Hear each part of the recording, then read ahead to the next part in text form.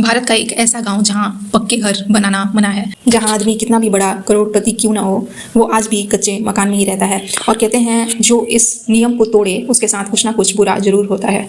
राजस्थान का देवमाली गांव। ये गांव सिर्फ अपनी सादगी के लिए ही नहीं बल्कि अपनी अनोखी परंपराओं और रहस्यों के लिए भी जाना जाता है। यहाँ लोग आज भी मिट्टी के घरों में रहते हैं और अपनी परंपराओं का पूरी श्रद्धा से पालन करते हैं।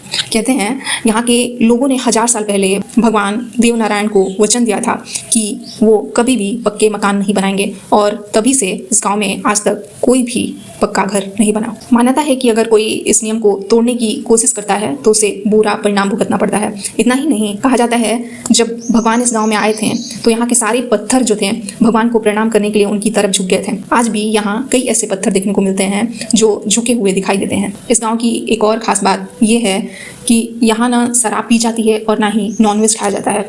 सब लोग सादगी और नियमों के साथ जीवन जीते हैं। सबसे हैरान करने वाली बात यह है कि यहाँ लोग अपने घरों में ताले तक नहीं लगाते हैं और ना ही लोगों के घर के पीपर्स हैं उनके पास। फिर भी पिछले कई सालों में यहाँ चोरी की एक घटना भी नहीं हुई।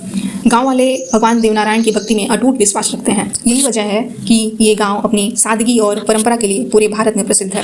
यहाँ बॉलीवुड की फिल्म जॉली LLB 3 की शूटिंग भी हो चुकी है। करीब 1 से 1.5 महीने तक यहाँ शूटिंग चली थी। अक्षय कुमार ने गाँव के लोगों के साथ समय बिताया, खाना भी खाया। देवमाली सिर्फ एक गाँव नहीं बल्कि आस्था, परंपरा और विश्वास की एक मिसाल है, जहाँ आज भी लोग अपने वचन और भगवान पर अटूट विश्वास के साथ जीते हैं। अब सवाल ये है कि क्या यह सिर्फ आस्था है या सच में कोई रहस्य छुपा है? अपनी राय कमेंट में जरूर बताइएगा। शायद यही वजह है कि देवमाली को भारत का सबसे अनोखा और रहस्यमयी गांव कहा जाता है।